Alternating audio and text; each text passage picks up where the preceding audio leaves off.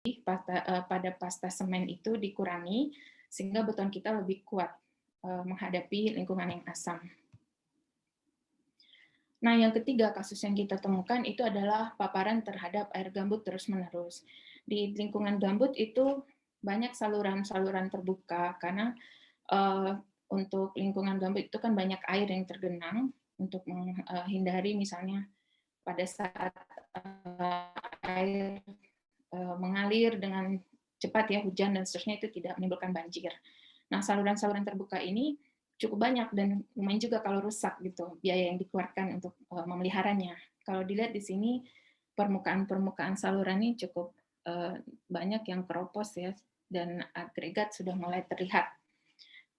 Nah, yang berikutnya adalah concern sekarang ada sekat kanal. Jadi sekat kanal ini adalah bagian dari untuk restorasi gambut, Bapak Ibu. Di Riau sendiri sudah banyak sekali dibangun, sedang mencari-cari juga formulasi yang tepat karena terkait dengan keasaman gambut tadi. Selain itu lokasinya juga terpencil. Jadi kalau misalnya berada di daerah-daerah terpencil, mencari material-material yang tahan gitu ya terhadap asam itu juga susah. Kemudian cukup berat juga, jadi perlu sekat kanal yang ringan, yang lama-kelamaan juga tidak turun. Nah, karena keasaman gambut bervariasi, maka perlu juga ditemukan formulasi yang tepat. Seperti saya katakan tadi, contoh saja di Kabupaten Bengkalis itu keasamannya lebih rendah ya, dibandingkan dengan Rimbo Panjang, kabupaten yang dekat dengan Pekanbaru, sehingga kalau kita mendesain beton di sana mungkin harus diperhatikan durabilitas maupun ketahanannya. Nah, untuk saluran itu ada mekanisme kerusakan sebenarnya, tetapi mekanisme ini lebih tepat untuk saluran yang air limbah. Saya hanya ingin memperlihatkan bahwa sedimentasi itu merupakan zona tanpa O2 yang bisa menyebabkan bakteri berkembang biak. Nah, hubungannya yaitu dia menghasilkan gas H2S. Begitu di bawah menghasilkan gas H2S di bagian dasar pipa tadi, saluran, maka dia akan merusak pipa tadi. Lalu H2S tadi rupanya di bagian atas pipa itu menjadi makanan bagi bakteri lain namanya SOB, oxidizing bacteria, yang memproduksi asam sulfat. Nah, asam sulfat ini seperti tadi yang pemodelan bahwa asam yang melarutkan semen membentuk mineral lain seperti gipsum dan etridengit yang ekspansif. Ini adalah model kerusakan beton pada saluran air biasa. Jadi kalau bisa dibayangkan, saluran air yang terkena air gambut juga mengalami hal serupa. Ada kasus lain yang kita sering temukan, yaitu penggunaan air gambut untuk sebagai air pencampur dan perawatan. Nah, di beberapa tempat itu yang terpencil di Riau ya, dan dengan kondisi misalnya kontraktor tidak memiliki kapasitas untuk membuat saringan pasir cepat untuk menyaring air, atau membuat sumur, ataupun untuk menetralkan air gambut dengan NaOH karena mahal, maka mereka biasanya menggunakan air gambut saja untuk mencampur beton dan merawat. Nah, yang di sebelah kanan juga ada foto rumah-rumah biasanya ya dibuat menggunakan air yang ada di saluran di depan rumah mereka. Nah, Bapak Ibu bisa bayangkan bahwa air ini, kalau kita pelajari ya, ini salah satu contoh, ini kualitas air gambut di Rimbo Panjang, ini kita ambil pada satu waktu di tahun-tahun sebelumnya, itu pernah sulfatnya sekitar 1020 mg per liter atau ppm. pH-nya hampir 5, dan kalau kita lihat di sini, kategori kelas paparan sulfat di tabel di bawahnya, itu kalau sulfat larut dalam air 150 sampai 1500 ppm itu kategori tingkat keparahannya sedang. Nah, kalau sedang nanti ada aturan lagi dari SNI. Nah, menurut SNI, air yang tidak dapat diminum itu tidak boleh digunakan sebagai pencampur beton, kecuali kekuatan tekan umur 7 hari itu sama atau lebih besar 90 hari dari kekuatan tekan umur 7 hari beton kontrol. Jadi dalam membuat itu perlu diperhatikan bahwa apabila umur 7 hari, itu kekuatannya sama atau lebih 90% dari kekuatan target atau beton kontrolnya, itu sudah boleh digunakan. Tapi kasus-kasusnya mereka harus menyaring itu, Bapak Ibu ya. Atau kalau untuk membuat jembatan itu perlu membuat sumur, air bersih, mencari air bersih. Tidak boleh menggunakan air gambut untuk membuat sebagai campuran air, apalagi untuk membuat rigid pavement, yang seperti yang sering terjadi. Nah, yang terakhir ini kasus yang kita temukan adalah pemilihan material. Pemilihan material.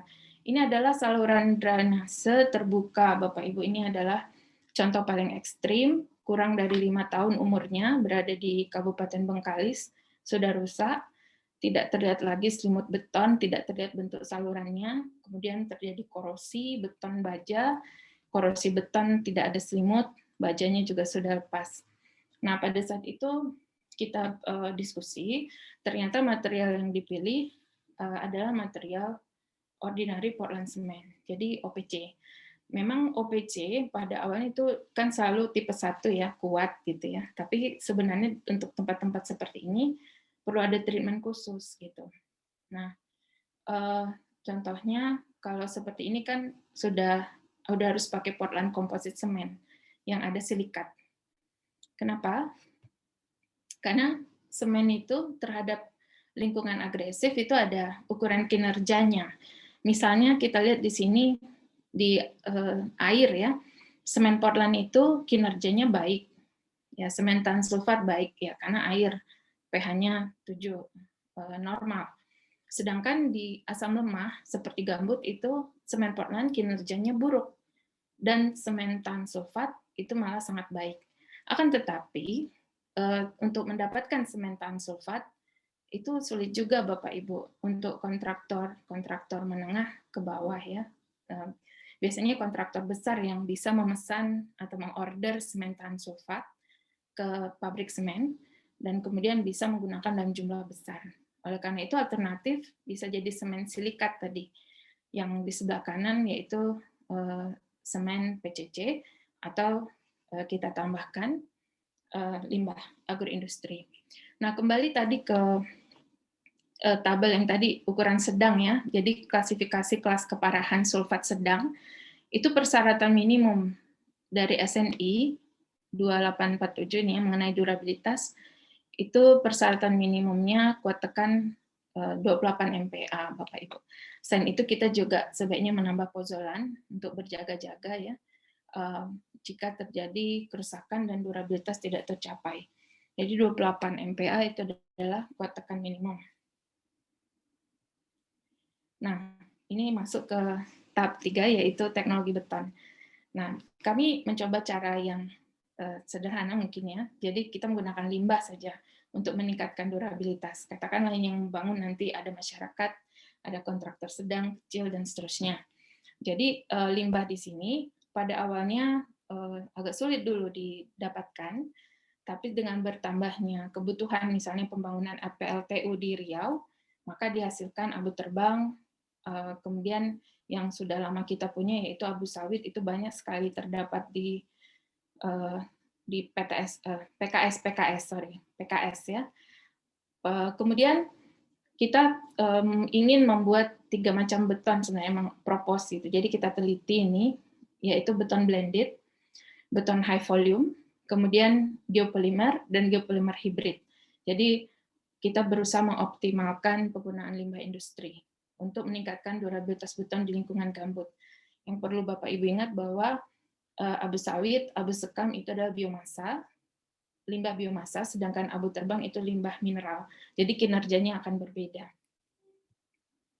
Nah, ini contoh metodologi riset yang kami lakukan. Jadi bahannya semen OPC atau PCC sebagai kontrol, kemudian kita campur juga. Yang kami teliti kuat tekan, kuat tarik, jadi sifat fisik, mekanis, dan durabilitas. Kemudian ini kategori blended yang di sebelah kanan untuk mix design. Itu misalkan untuk blended ya, kita mencampurkan limbah 10-25% dari berat semen. Kemudian untuk high volume, ini kita menggunakan abu terbang atau limbah tadi lebih dari 40%. Sedangkan untuk geopolimer itu 100% abu terbang, kita berikan larutan aktivator, dan sekarang yang kami kembangkan yaitu geopolimer hibrid.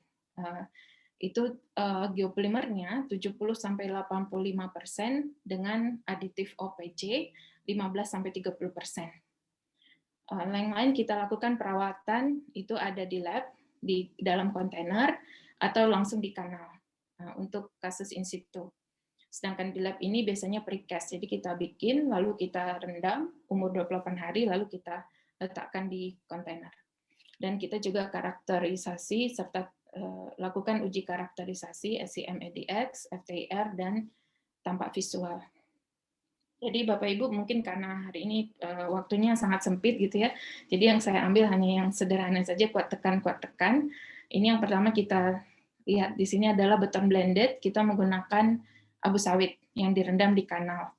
Nah, hasil penelitian kita memperlihatkan langsung di sini bahwa untuk beton OPC itu kita kurun waktu 28-150 hari pengujian ada terjadi penurunan kuat tekan. Untuk OPC tadi ordinary Portland Cement, kita ingat mekanisme kerusakan asam tadi. Sedangkan untuk beton PCC Portland Composite Cement itu semen silikat yang ada juga komersil, itu kekuatan terus bertambah, termasuk beton abu sawit yang kita rendam di kanal tersebut. Ini beton abu sawit 10% abu sawitnya, kuat tekan rencana 35 MPa. Kemudian kita coba lagi blended abu sawit tetapi menggunakan air gambut sebagai air pencampur dan perawatan. Ini tujuannya kalau misalnya kita menggunakan air gambut untuk pencampur dan perawatan itu memodelkan kasus yang di lapangan tadi yang menggunakan air gambut dan dirawat menggunakan air gambut, memodelkan case in situ, perawatan case in situ. Tapi kalau kita menggunakan air pencampur air biasa kemudian dirawat dengan air gambut itu model precast, artinya dibuat dulu di pabrik kemudian dipaparkan di lingkungan gambut. Nah, ini setelah kita tes 120 hari juga menggunakan abu sawit, bisa dilihat OPCPP ini adalah air gambut itu terjadi penurunan kuat tekan.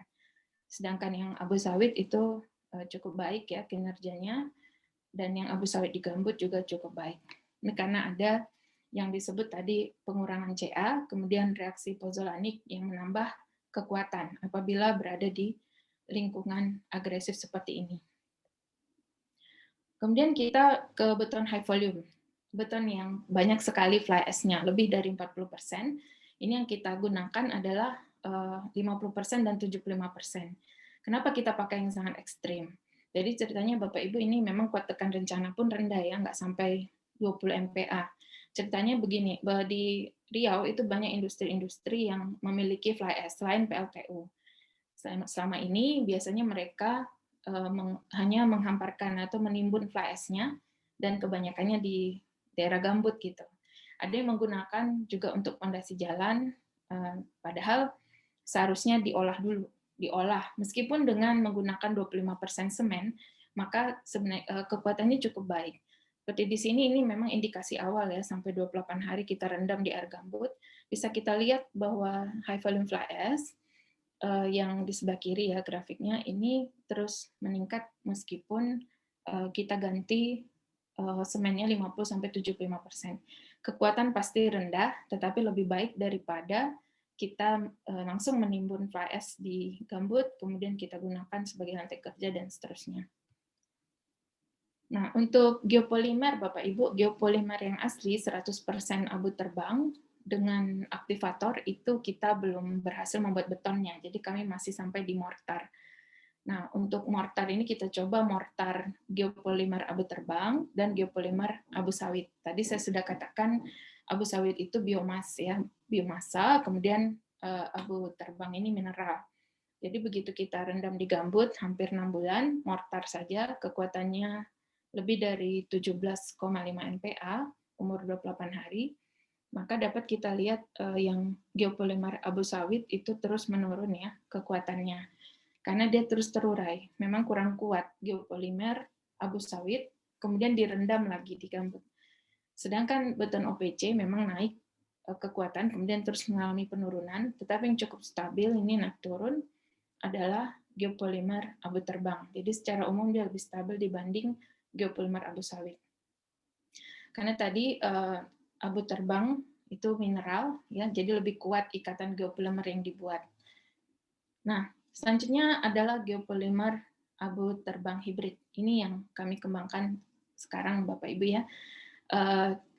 Untuk geopolimer hibrid ini kita menggunakan 85% geopolimer materialnya, kemudian 15% itu semen untuk mengaktifkan atau mempercepat curing atau perawatan. Nah, kuat tekannya baru bisa 20 MPa saja, karena untuk di lapangan juga, kemudian kapasitas mixer di lapangan juga tidak sebaik precast ya. Dan kita uji semuanya sifat mekanis, sifat fisik, termasuk juga durabilitas dan kinerja lingkungan. Nah, ini menunjukkan bahwa geopolimer juga di gambut beton ya sudah bagus kinerjanya.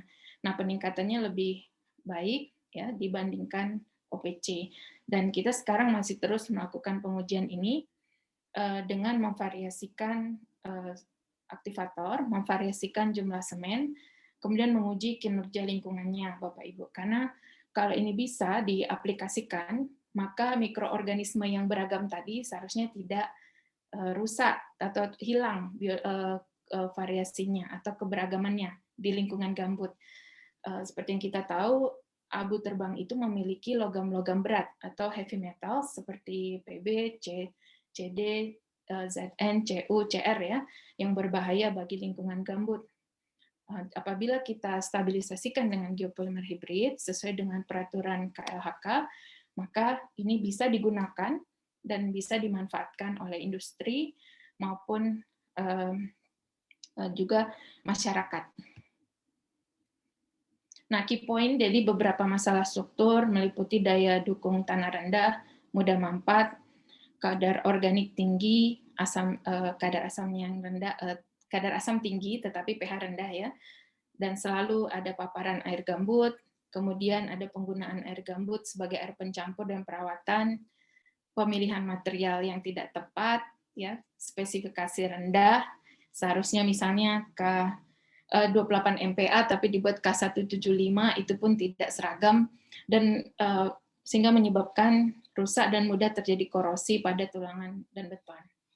Nah, kita modifikasi beton konvensional menggunakan limbah agroindustri. Di sini hasil riset kami, yaitu abu terbang, abu sawit, abu sekam, menjadi beton blended, beton high volume, beton geopolimer hibrid, yang dapat mengubah sifat fisik, mekanis, dan durabilitas beton, serta dapat meningkatkan ketahanan terhadap serangan asam dan paparan air gambut dalam jangka panjang. Demikianlah yang bisa saya sampaikan pada talk pada siang hari ini. Lebih dan kurang saya minta maaf. Terima kasih atas kesempatannya. Assalamualaikum warahmatullahi wabarakatuh. Selamat siang.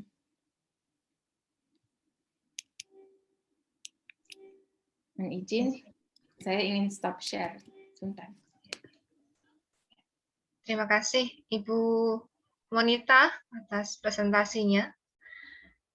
Sangat menarik sekali, jadi bagaimana mengatasi konstruksi beton ya di lahan gambut.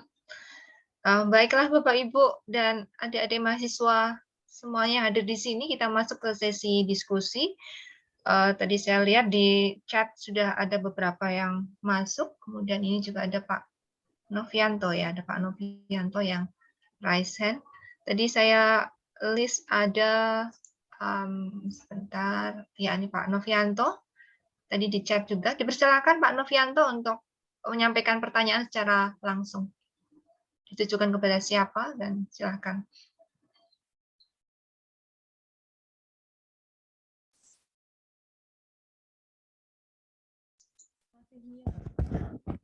Masih mute Pak Novi. Ya, barusan saja sudah di-unmute oleh admin. Terima kasih, salam kenal Ibu moderator. Pertanyaan saya pada pemapar yang pertama, Ibu Ervina. Tadi sangat menarik, memperkenalkan diri saya Kapusditbang Transportasi Udara dari Kementerian Perhubungan. Memang beberapa diskusi sudah kita dengar tentang PSN pesawat N21 219 versi MPB yang akan launching kira-kira di tahun 2023-2024. Yang menjadi masalah adalah ketika pesawat itu bergulir, airbase atau waterbase atau spot landing di air, ini pemerintah belum pernah satupun membuat. Kalaupun itu ada, itu milik private sector yang memiliki kepentingan private sector tersebut, seperti mining maupun pariwisata sedikit. Nah, yang menarik materi ini adalah pariwisata. Pariwisata bisa mendapatkan pendapatan di atas minyak dan gas lah ya, kalau dikelola dengan baik dan benar. Pemerintah juga setelah menetapkan destinasi wisata perairan. Nah, ini di destinasi wisata perairan ini belum ada satupun waterbase yang dibuat oleh pemerintah. Dalam arti kita pernah membuat kajian tentang beberapa waterbase yang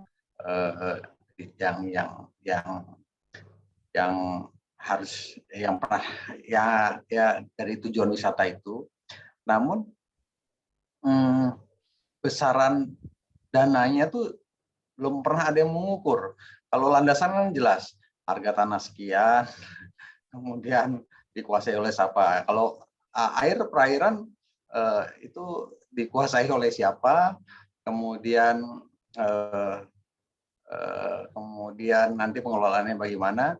Kami pernah melakukan uji coba pendaratan di Pulau Gili Iliang. Gili Iliang itu pulau yang kadar oksigennya tertinggi di dunia ya, sehingga wisatawan mancanegara itu banyak yang dari Bali maupun luar negeri datang ke sana untuk berwisata.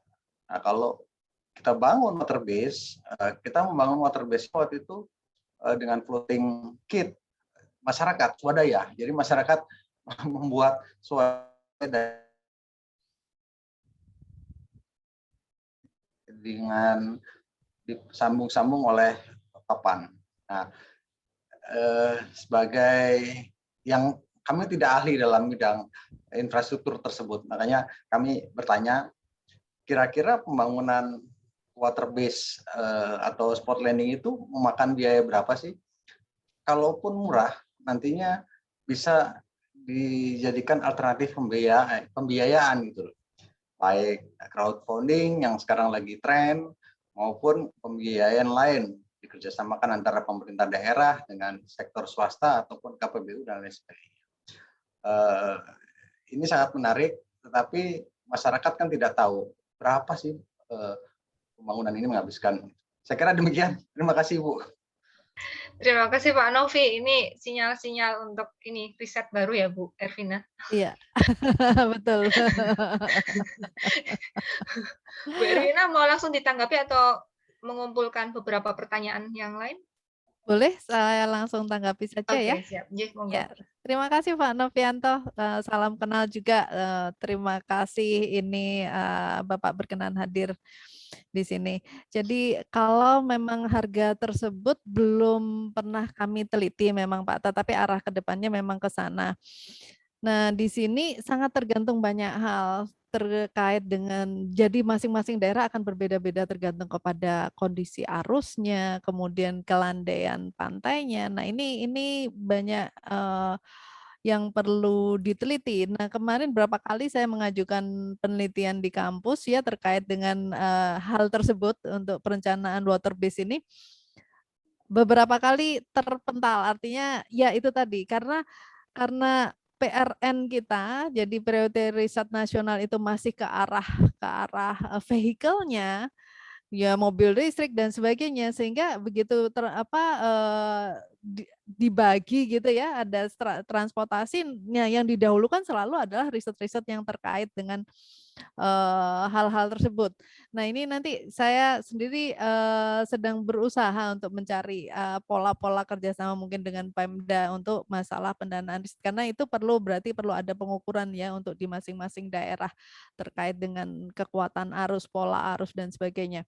Karena pernah terjadi, kebetulan saya pernah riset dengan mahasiswa saya untuk transportasi udara antar Kupang Rote.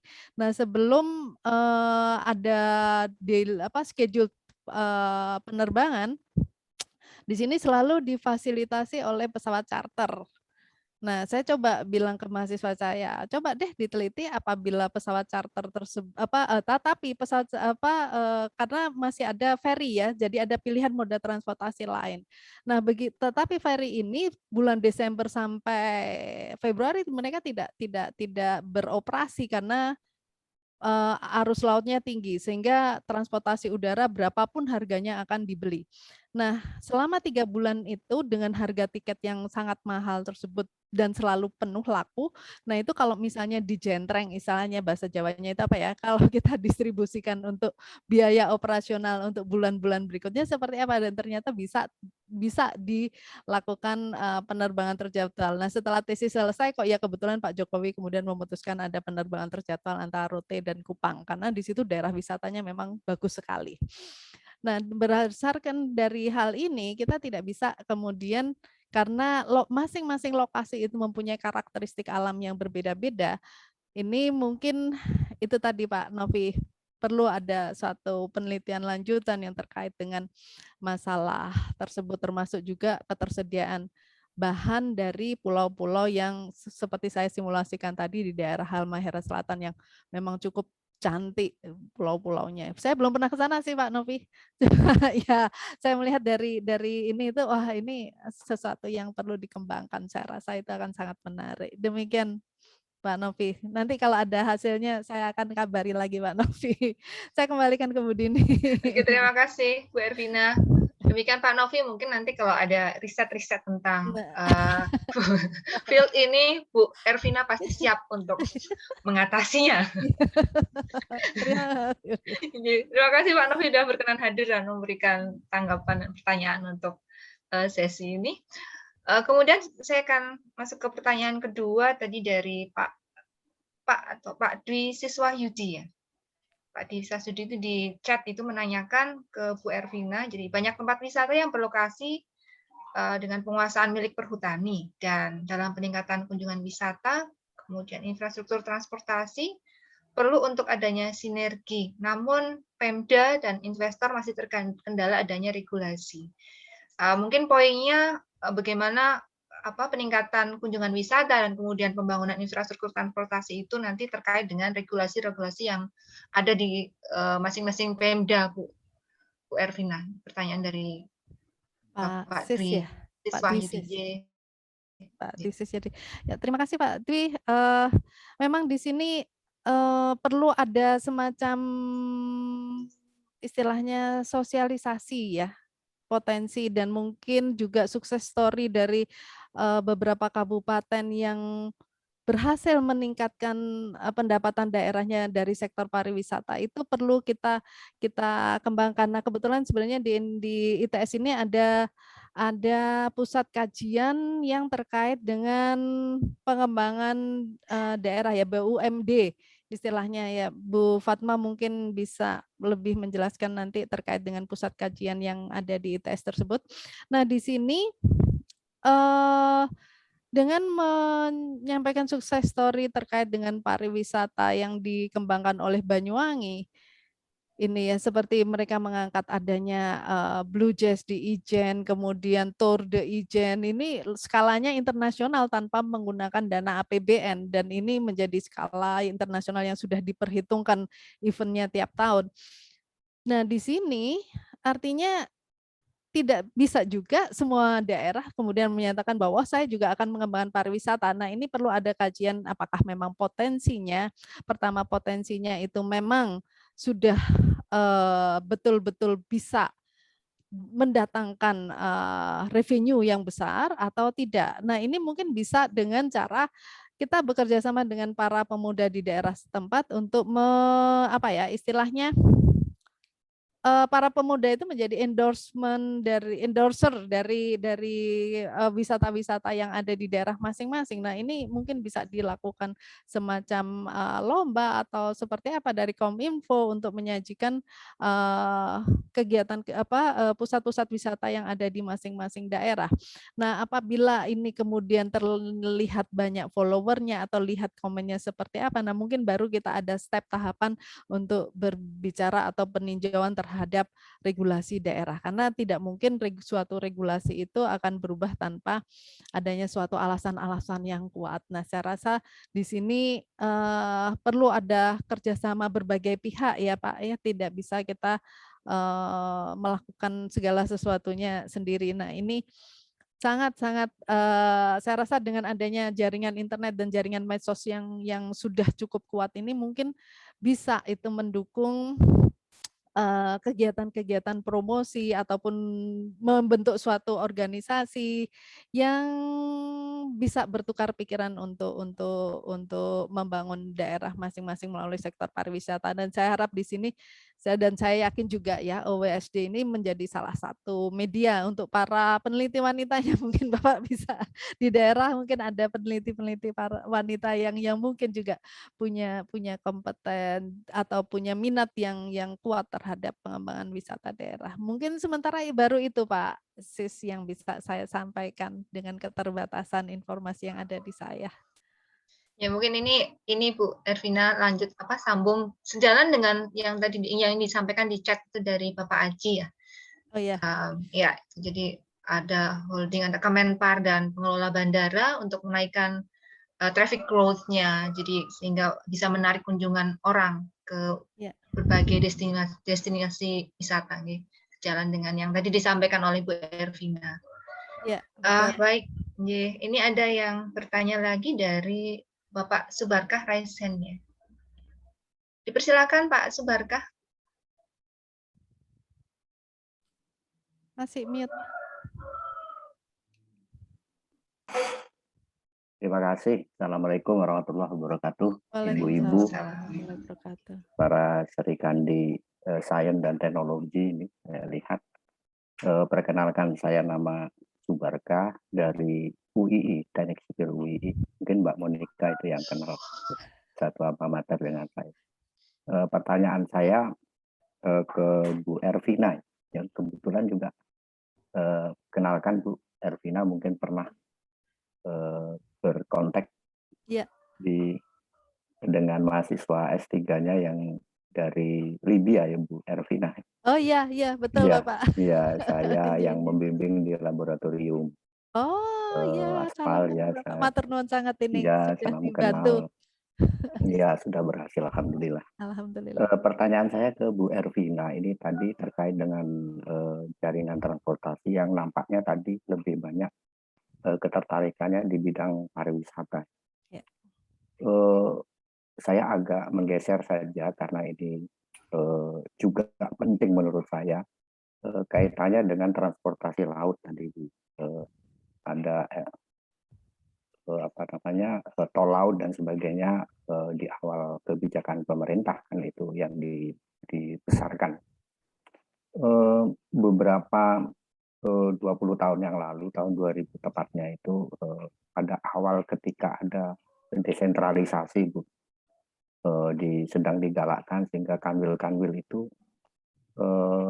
menjadi tidak lagi menjadi tangan kanan di perhubungan ya.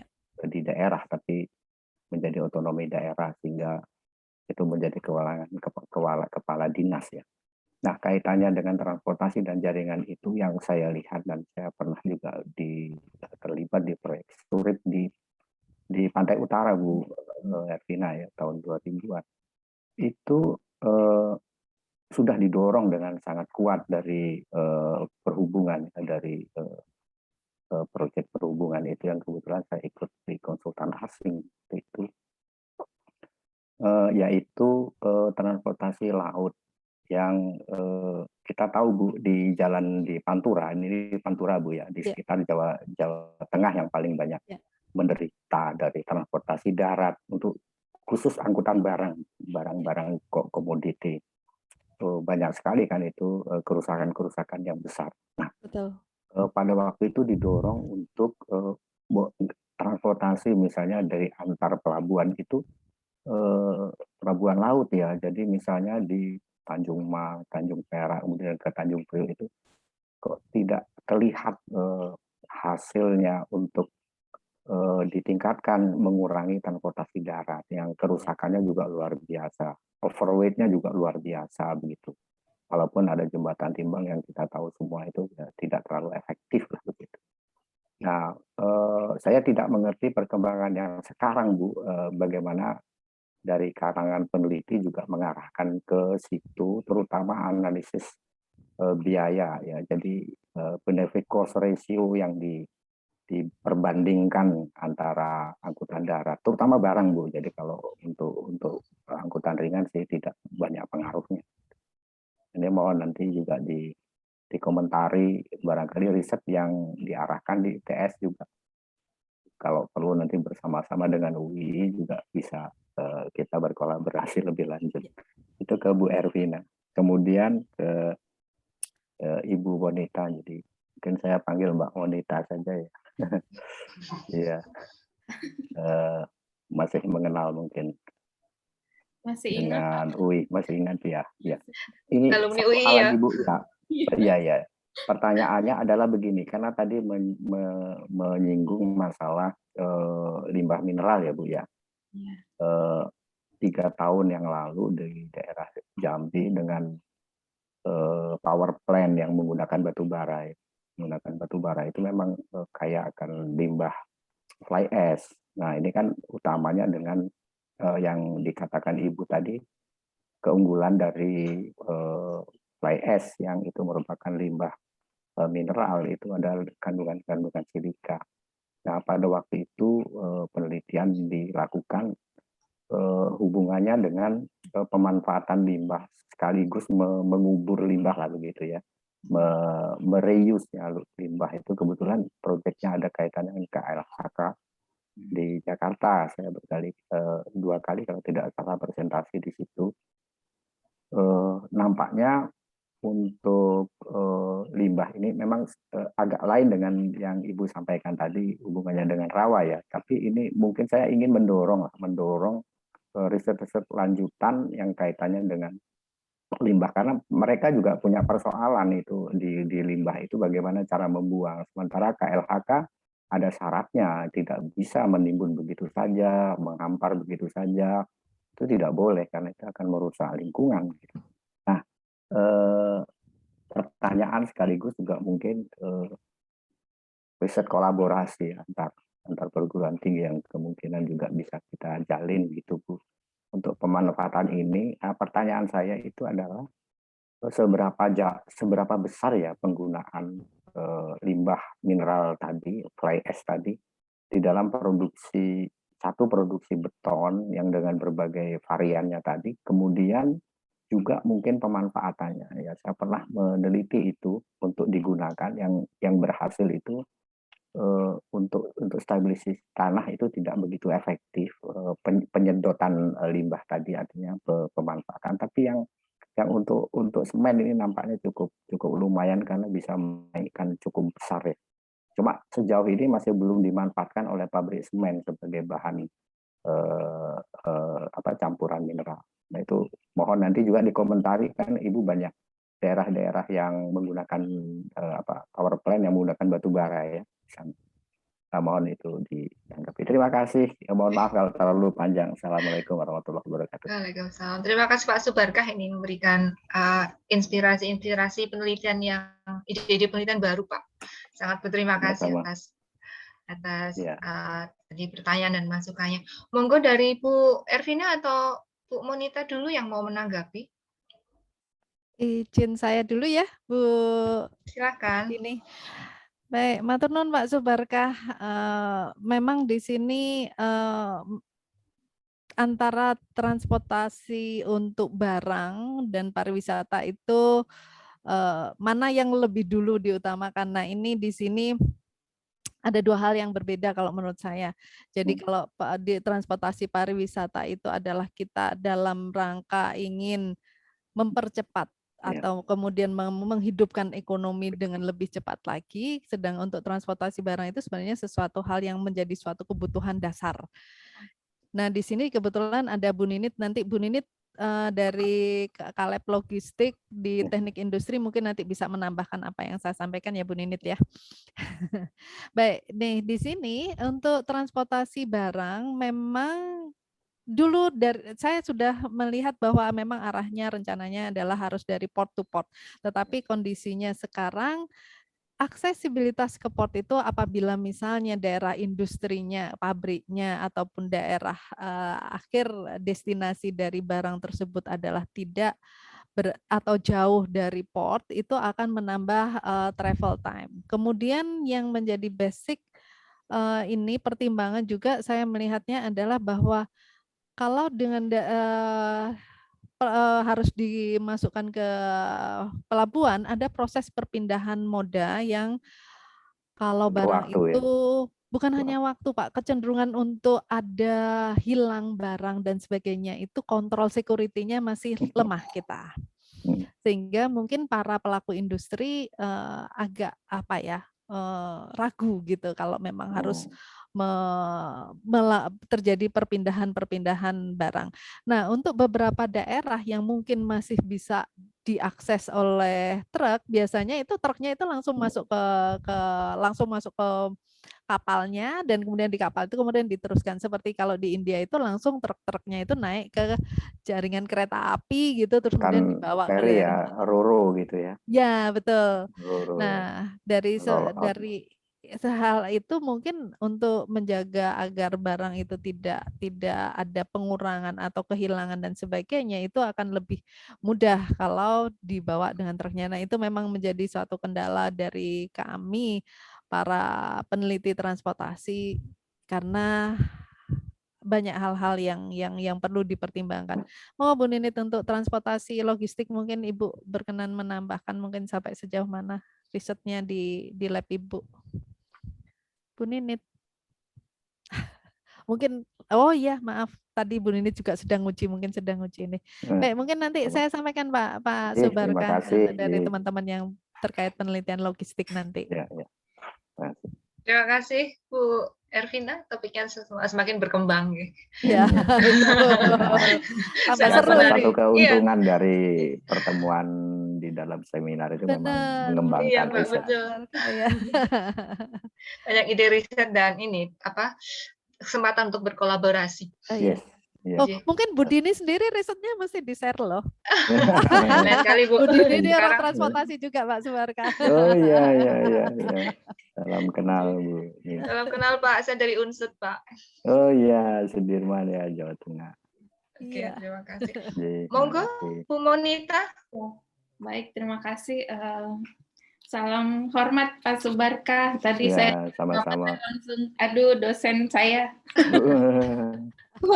Terima kasih Pak atas kehadiran Bapak dan concern Bapak terhadap kami peneliti perempuan dan masih mungkin belum banyak pengalaman ini. Jadi Pak, untuk daerah kami ini memang ada PLTU baru dibangun ya. Di sini baru berproduksi PLTU-nya juga, dan limbah-limbahnya sudah mulai menumpuk Pak. Itu kan persoalan. Ya, persoalan masalah KLHK juga. Dan sebelum itu ada 2 industri pulp and paper juga yang punya fly ash, tetapi bisa diakses karena masalah itu juga Pak. Oleh karena itu menjadi concern kami meneliti selanjutnya adalah kinerja lingkungannya. Jadi meskipun kami membuat material yang biopolimer itu seperti solidifikasi dan stabilisasi juga, kita coba letakkan Pak ke lingkungan gambut yang kemudian kami ambil bakterinya, kami kaji Pak. Kemudian ada juga kami letakkan di lingkungan yang rentan seperti ganggang yang ada di gambut. Tetapi saya tidak presentasikan karena keterbatasan waktu. Cuma yang menggembirakan adalah karena logam berat yang dihasilkan itu sangat kecil licingnya atau lindinya. Jadi ganggangnya berkembang, Pak. Bakteri pun berkembang. Jadi bukannya mati, tapi malah berkembang. Nah, riset ini sedang kami lakukan untuk geopolimer, tetapi untuk high volume itu sudah akan kami publikasikan. Nah, Pak, tadi pertanyaan Bapak, limbah itu dari satu produksi beton ya. Untuk geopolimer, Pak, itu sekitar 20% abu terbang yang bisa digunakan. Sisanya sekitar 80% itu ya agregat, termasuk juga aktivator seperti bahan kimia, natrium silikat dan natrium hidroksida. Nah, natrium hidroksida ini yang masih mahal, kecuali kalau kita bisa dapatkan limbah natrium silikat juga yang bisa gratis, sehingga natrium hidroksida tidak terlalu mahal. Nah, untuk aplikasi, Pak, biasanya ini yang baru terlihat tuh paving block. Riset saya di paving block. Paving block ya, Pak. Paving block ya. Karena dia memerlukan suhu tinggi. Kalau untuk mendapatkan kuat tekan yang lebih tinggi memerlukan suhu tinggi. Tetapi kita kan tidak punya teknologinya, sehingga kita menggunakan semen sebagai akselerator. Oleh karena itu kekuatannya tidak bisa terlalu tinggi, tergantung dari kualitas limbah tersebut, Pak. Terkadang di satu PLTU itu produksinya kan tidak konsisten, atau juga ada PLTU yang tidak mengizinkan kita mengambil fly ash. Apa yang ada di lapangan saja boleh dibawa gitu. Nah, itulah kendala-kendala, tapi kita coba memodifikasi parameter sehingga tetap konsisten bisa di atas 20 MPa. Kalau untuk kolaborasi, insya Allah, Pak, tentu saya senang berkolaborasi dengan Bapak. Kemarin salah satu keunggulan dari fly ash yang kami peroleh yang tidak diperoleh dengan semen konvensional biasa, yaitu permeability. Yang di dalam SNI itu memang agak sulit terpenuhi untuk paving block. Permeability-nya, dan itu bisa terpenuhi. Kalau kuat tekannya memang ya medium lah begitu. Karena itu tidak untuk kendaraan berat. Iya, jadi dia agak nanti kerjasama di semua saja unsur juga boleh ikut. Iya, insya Allah. Sama-sama sehingga kita membentuk satu kolaborasi yang sekarang ini memang sedang ditingkatkan kerjasama itu, yang itu mungkin mengapa saya hadir di sini bertemu dengan banyak ilmuwan begitu, tapi khususnya ini ilmuwan presentasi ilmuwan ibu-ibu atau mbak-mbak begitu ya, itu bisa mendorong lebih giat lagi kolaborasi antar institusi begitu. Kalau mahasiswa kan sudah dengan Merdeka Belajar ini ada yang kuliah di tempat saya, kemudian ngambil mata kuliah di tempat lain, dari UGM ngambil ke ITB dan sebagainya, ke ITS juga ada dengan persyaratan yang sudah disiapkan. Jadi kolaborasi ini ditingkatkan, mungkin itu pesan yang simpulan pesan saya. Terima kasih Ibu. Oke, Bapak. Data Bapak sudah ada ya di ini, Pak Subarkah? Oh, nggih, wonten sampun wonten. Terima kasih matur nuwun Pak Subarkah. Baik, saya akan masuk ke pertanyaan berikutnya. Mungkin ini untuk Bu Monita ya. Saya gabung ada 2 pertanyaan dari Rahmi Carolina dan dari Profesor Yuli Yetri. Ini jadi ini menanyakan mengenai geopolimer, Bu Monita. Jadi apakah pada pembuatan geopolimer tersebut akan terjadi pengkapuran pada sampel? Kemudian apakah pengapuran tersebut akan berdampak pada kuat tekannya, Bu? Ini mungkin sambil menjawab dari pertanyaan Ibu Yuli Yetri. Silakan Bu Monita. Baik, terima kasih. Saya sudah baca pertanyaannya di chat juga. Untuk pertanyaan Ibu Rahmi, terima kasih Bu Rahmi atas pertanyaannya. Jadi memang Bu, waktu kita membuat geopolimer itu kadang kadar NaOH atau proporsi NaOH-nya itu belum pas dengan binder. Jadi biasanya dia akan keluar dalam bentuk sebenarnya bukan pengkapuran itu Bu, itu adalah leaching NaOH. Jadi akan terbentuk seperti selaput putih di beton Ibu ya. Selaput putih itu karena NaOH yang berlebih Bu. Jadi dia tidak bereaksi cukup ya. Fly ash sudah selesai, geopolimer sudah selesai, lalu dia keluar seperti selaput atau selimut putih. Nah, itu tidak berbahaya sebenarnya untuk kekuatan tekan, tetapi berbahaya untuk kita karena itu kan ini ya Bu, bahan kimia. Jadi biasanya dulu waktu kita menemukan sampel-sampel seperti itu karena kebanyakan air dan juga NaOH-nya juga kebanyakan. Jadi harus didesain lagi, dikurangi lagi mungkin molaritasnya, dinaikkan lagi molaritasnya, dikurangi airnya. Itu solusinya, Bu. Nah, untuk Prof. Yuli Yetri, terima kasih atas pertanyaannya, Prof. Jadi abu yang bisa digunakan itu kriterianya untuk geopolimer adalah silika tinggi, kemudian AL-nya juga cukup, LOI ya, apa tuh, loss of ignition itu rendah. Karena kalau misalnya ada karbon yang berlebih, LOI tinggi, itu akan merusak kekuatan atau proses reaksi geopolimer. Tapi kalau silikanya tinggi di atas 60%, AL-nya juga sekitar 3-5%, komposisi kimia ya, itu bagus Bu. Tapi kalau AL-nya rendah, maka kekuatan juga akan tidak baik, walaupun SI-nya tinggi. Sebagai contoh abu skam. SI silika 90%, tetapi AL-nya rendah. Itu kekuatan geopolimernya juga rendah. Selain itu material yang misalnya memiliki pori yang besar. Jadi fly ash itu ada yang kosong juga, Pak Subarka mungkin tahu ya. Jadi memang ada yang kosong, tidak bereaksi dia, kosong dia. Karena kosong, dia tidak bereaksi. Karena waktu geopolimer itu perlu permukaannya yang bereaksi. Sedangkan abu sekam lebih banyak porinya. Jadi porinya hollow, walaupun silika tinggi, tapi juga tidak terlalu bagus ya, porositas rendah. Sama dengan abu sawit, karena dia bukan mineral, dia biomasa, itu karakter abunya tidak beraturan. Itu juga yang sulit waktu bereaksi dengan geopolimer. Jadi kalau abu terbang itu kan bentuknya bulat. Karena itu dia begitu bereaksi dengan bahan kimia, dia menyatu lebih baik permukaannya, semua bisa tercampur rata. Jadi untuk abu vulkanik termasuk salah satu yang baik juga karena mineral. Abu vulkanik sudah diketahui merupakan salah satu material bangunan yang ini ya, bangunan kuno sejak zaman Yunani dulu dipakai dan masih tahan. Jadi abu vulkanik juga potensial.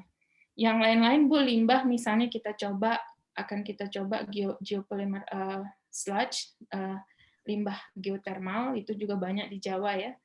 Kemudian kita juga bisa coba limbah lain yang silikanya tinggi, tetapi itu tadi Bu, modifikasi bahan kimianya nanti yang berubah. Kalau misalnya kurang bagus kualitasnya bahan kimia, kita harus berkorban, jadi lebih mahal. Jadi kalau untuk bahan-bahan geopolimer sebaiknya memang karakter limbah mineralnya bagus, sehingga lebih efisien di bahan kimia.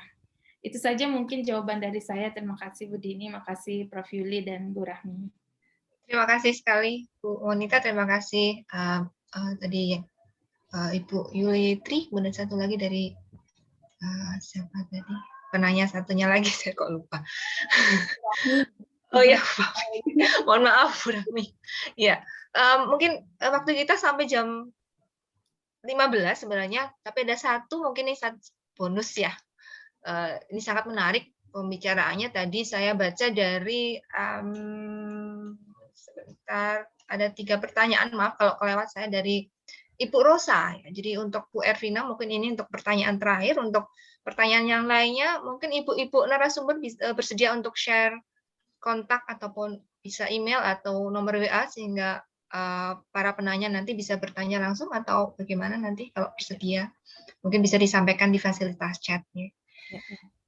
Untuk Ibu Ervina yang terakhir ini tentang infrastruktur transportasi untuk mendukung pariwisata, saya gabungkan dari pertanyaannya juga dari Ibu Amelia. Jadi intinya bagaimana potensi yang ada itu bisa dikembangkan untuk mendukung pariwisata, Bu Ervina. Dari Ibu Amelia. Terima kasih. Dari Terima Ibu kasih Amelia Bu Dini. Bu Rosa. Ya, Ini saya lihat di sini pertanyaannya Bu Rosa dulu ya. Ini yang pertama adalah terkait dengan infrastruktur di Jawa beda ya dengan yang di luar Jawa Bali. Nah, dari sisi itu Bu, makanya saya di sini berusaha mengembangkan penelitian terkait jaringan transportasi karena memang saya melihat ada ketidakseimbangan seperti itu sementara potensi wisata di luar Jawa itu memang sangat besar sekali. Nah, cuma memang belum dibangun aksesibilitasnya. Banyak kita ada kekecewaan gitu begitu datang, waduh aksesnya kok gini ya, seperti kalau kita ke Istana Pagaruyung dan sebagainya, wah aksesnya kok kayak melalui kampung kotor, ndak tertata. Nah, ini kadang-kadang membuat turis juga merasa kurang nyaman ya untuk berkunjung dan kemudian itu tadi info-info terkait yang bisa diakses oleh internet dan sebagainya, info real time terkait waktu perjalanan, rute yang dipilih oleh kendaraan umum itu belum ada memang. Makanya di sini kalau bisa kita di masing-masing daerah ini kita membangun suatu riset yang mungkin polanya sama sehingga mungkin bisa membantu pemerintah untuk mengkoneksikan hasil-hasil riset tersebut menjadi suatu peta pembangunan yang lebih terstruktur. Ini undangan saya kepada ibu bapak sekalian yang mempunyai minat yang sama di bidang riset transportasi. Nah, ini juga sudah menjawab pertanyaan kedua dari Bu Rosa bahwa permasalahan konektivitas ini ya itu tadi kita perlu melihat jaringan-jaringan transportasi yang ada dan bahkan di sini kalau sektor pariwisata itu saya lebih ke arah pada transportasi udara ya karena selalu orang waktu untuk berwisata itu kadang-kadang sangat terbatas ini mau tidak mau mereka butuh perjalanan yang cepat sehingga konektivitas antar daerah ini perlu ditingkatkan. Nah, selama ini konektivitas antar ibu kota provinsi itu sudah cukup bagus tetapi masih aksesibilitasnya masih rendah. Aksesibilitas ini artinya seperti jadwal mungkin hanya sehari sekali atau bahkan seminggu sekali karena memang pesawat yang digunakan ini adalah pesawat yang cukup besar. Nah, kalau mungkin nanti mumpung di sini ada Pak Kapus Litbang Udara Bapak Novianto, mungkin nanti ada semacam riset yang terkait dengan pengurangan ukuran pesawat sehingga tidak perlu menunggu banyak penumpang untuk menuju suatu destinasi. Mungkin kita bisa mengecilkan size-nya pesawat sehingga perjalanan udara itu bisa point to point. Dan di sini sebenarnya hal ini sudah diindikasikan oleh almarhum Pak B.J. Habibie bahwa sebenarnya transportasi udara yang paling sesuai di Indonesia itu adalah untuk pesawat baling-baling karena dia tidak terlalu tinggi terbangnya dengan kapasitas yang tidak terlalu besar. Karena kalau kita harus menggunakan pesawat besar, infrastruktur bandaranya juga harus sesuai, kemudian dan itu mahal, kemudian juga kita harus menunggu paling tidak lebih dari 50% seat terisi. Karena kalau kurang dari 50 seat terisi, ini airline-nya yang rugi karena tidak biaya operasionalnya tidak akan kembali. Nah, jadi hal-hal seperti ini perlu ada pengembangan riset ke depannya. Jadi ini sudah saya berikan kontak saya di chat. Jadi Bapak Ibu bisa bisa menghubungi saya, mengkomunikasikan hal-hal yang mungkin kurang jelas di sini, dan juga nanti mungkin saya rasa dari panitia juga akan share presentasi dari pembicara hari ini ya mungkin ya panitia ya mungkin bisa disampaikan seperti itu. Saya rasa ini juga menjawab pertanyaan Bu Amelia bahwa potensi demand. Nah, sementara ini Bu, saya kalau melihat potensi demand itu adalah terpaksa ini dengan cara-cara yang tidak ini ya route-nya, jadi bukan di pariwisatanya yang saya lihat, tetapi di akses route-nya. Pada saat akses route-nya itu kemudian pada jam-jam tertentu ini mahasiswa saya minta untuk monitor warna di akses route-nya itu, kalau kemudian menjadi merah ini kita sudah bisa perkirakan dengan travel time sekian, berarti volume di jalan tersebut ada berapa kendaraan. Nah, ini yang kita lakukan pendekatan seperti itu karena memang belum ada data ataupun belum bisa kita akses data terkait dengan kunjungan di daerah masing-masing wisata. Jadi yang saya melakukan pendekatannya adalah di akses route-nya. Seperti itu Bu Amelia. Baik, saya kembalikan ke Bu Dini. Oke, terima kasih sekali. Ini diskusinya memang sangat-sangat menarik dan ini membuat saya pribadi memberikan inspirasi riset dan kemungkinan banyak kolaborasi. Semoga juga ibu-ibu dan bapak-bapak serta adik-adik mahasiswa yang hadir juga merasakan hal yang sama. Mohon maaf ini kalau mau lanjut masih akan sangat banyak yang bisa dipertanyakan. Cuma saya udah dijawil-jawil panitia gitu, sudah melebihi waktu. Mohon maaf kalau sesi tanya jawab ini saya akhiri sampai di sini. Jadi tadi Ibu Ervina dan Bu Monita sudah menyediakan diri gitu nggih Bu nggih, mboten napa-napa nggih, enggak apa-apa ya Bu. Tidak apa-apa. Ya, sudah menyediakan diri, tadi sudah share untuk nomor kontak baik WA maupun email. Jadi monggo dipersilakan untuk kepada Bapak Ibu atau adik-adik mahasiswa yang membutuhkan untuk konsultasi atau mungkin menanyakan sesuatu yang lebih detail, bisa menghubungi langsung kepada beliau berdua. Oke, mungkin ada satu hal yang saya dapat tarik dari dua pembicara dari dua materi ini bahwa masa pandemi ini informasi dan teknologi informasi itu menjadi suatu hal yang sangat penting, sehingga orang bisa berwisata, orang bisa mengetahui real time dari kondisi yang ada. Yang perlu diperhatikan adalah bagaimana kita menjaga keamanan dan fleksibilitas, kemudian juga kontinuitas dari data yang ada. Dan di sini kita berurusan dengan big data.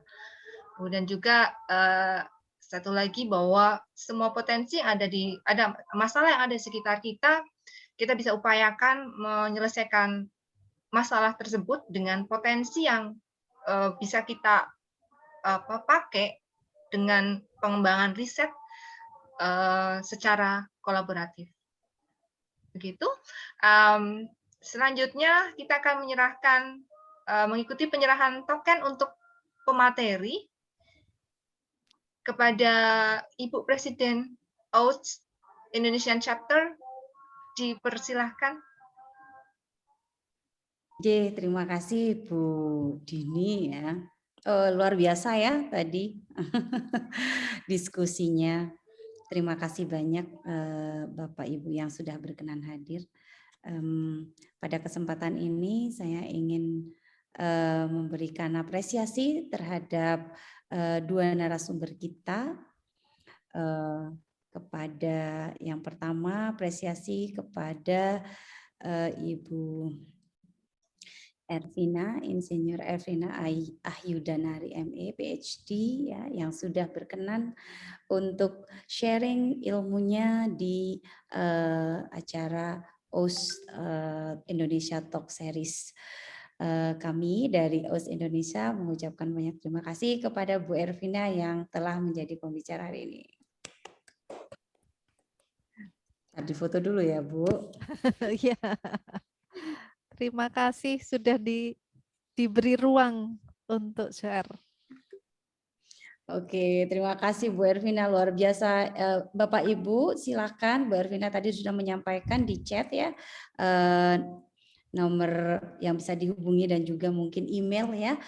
Sekali lagi, OAST Talk Series ini tidak hanya sharing tapi juga caring dan collaboration ya. Siapapun dapat menghubungi para narasumber dan juga untuk kemudian berkolaborasi baik itu dari institusi pendidikan maupun dari lapisan masyarakat. Insya Allah kami akan siap untuk membantu Ibu Bapak sekalian. Selanjutnya kita akan menyampaikan token of appreciation kepada the next speaker, Ibu Dr. Monita Olivia MSc. Terima kasih banyak Ibu yang sudah bersedia untuk sharing dan juga memberikan keilmuannya ya kepada kami semua. Jadi saya agak-agak ngerti ya. Luar biasa Bu Monita. Kami dari OS mengucapkan banyak terima kasih atas kehadirannya dan juga perkenannya untuk acara talk series ini. Kita foto dulu ya Ibu. Iya, matur nuwun. Oke, terima kasih Bu Monita, Ibu Bapak. Jadi silahkan Bu Monita ini tentu sangat welcome kepada siapapun yang ingin bekerja sama. Karena sekarang ya kita tahu di Kemendikbudristek juga ada Merdeka Belajar, Kampus Merdeka gitu ya. Tentunya kesempatan ini akan menjadi hub bagi Ibu Bapak semua untuk berkoordinasi dan menjalin kerjasama dengan instansi atau institusi di OS. Silahkan. Jadi Bu Monita juga sangat welcome tentunya. Terima kasih banyak Bu Monita. Dan tentunya yang ketiga, makasih kepada Ibu Probo Hardini yang sudah memoderasi acara hari ini, Ibu.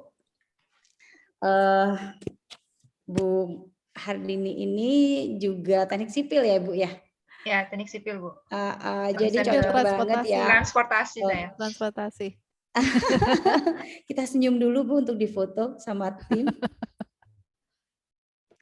Oke. Tiada hari tanpa senyum ya Bu ya kalau di OS ya. Terima kasih banyak Bu Probo Hardini PhD atas perkenannya untuk memoderasi OS Indonesia Talk Series yang keempat ini. Saya rasa itu pada hari ini. Terima kasih Ibu Bapak semuanya. Semoga ini tidak berhenti di sini.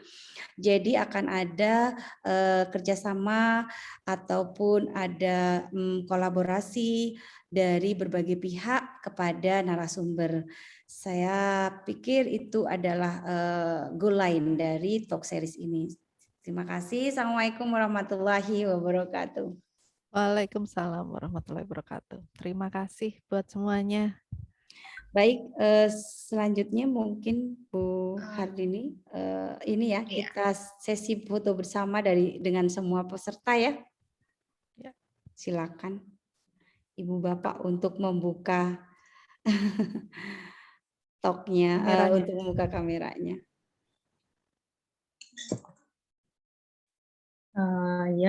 Mungkin untuk fotonya nanti saya beri apa-apa ya. Mungkin untuk Ibu Bapak dan Mbak-mbak Mas-mas sekalian untuk menyalakan kameranya. Di sini ada 4 slide di tempat saya. Jadi nanti kalau saya kasih aba-aba mungkin semuanya siap-siap senyum aja begitu nggih. Oke. Baik, untuk slide pertama. 1, 2, 3.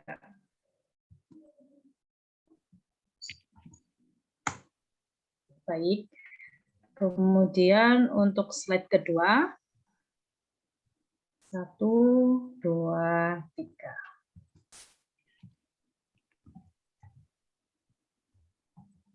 Dan selanjutnya untuk slide ketiga. 1, 2, 3. Baik, terima kasih. Saya kembalikan ke Bu Dini. Monggo Ibu Dini. Oke, terima kasih.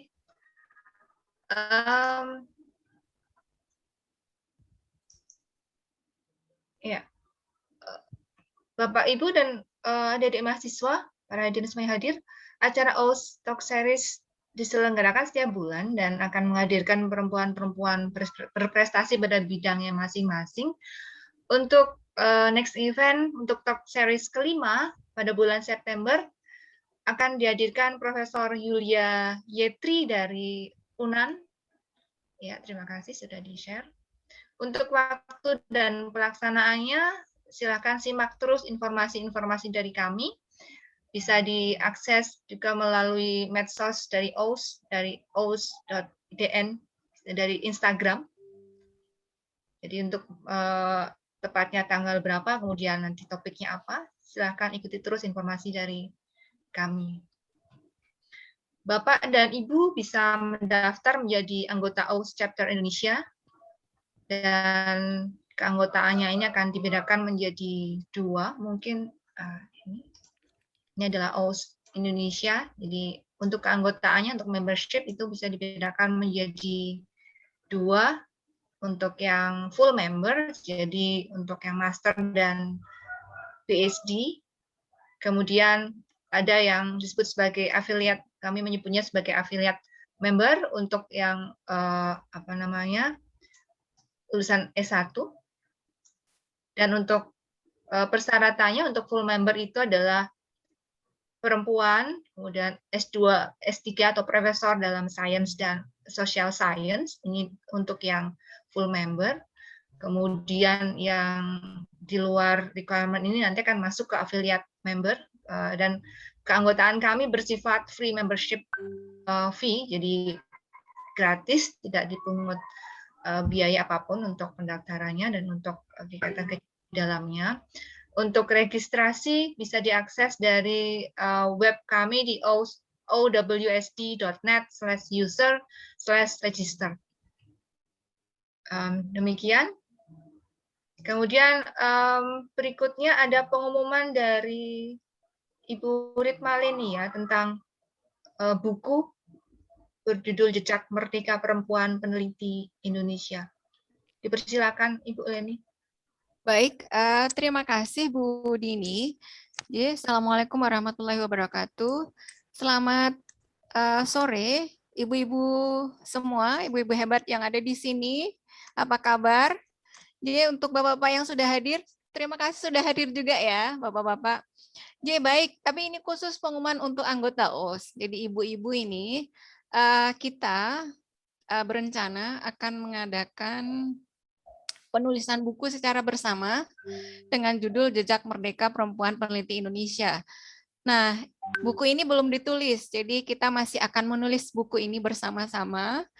Kami menghimbau atau kami menawarkan kepada anggota OS, jika ada yang ingin menuliskan jejak merdekanya terkait bagaimana menjadi perempuan peneliti di Indonesia, boleh ikut serta. Untuk hal-hal teknisnya, nanti akan kami sampaikan di WAG, grup member, OS member, akan kami sampaikan detail seperti apa, apakah nanti seperti tulisan ilmiah, apakah nanti seperti novel atau seperti puisi kah, nanti kita sampaikan di sana. Tapi sebenarnya sih bebas. Nah, untuk masa penulisannya ini masih lama sih sebenarnya. Jadi ini proyek tahun 2001 saat ini. Nah, kita menulis dulu, kemudian kita akan launching bersama, direncanakan pada bulan April tahun 2022 pada saat peringatan Hari Kartini. Jadi kita harus persiapan dari sekarang ya, ibu-ibu.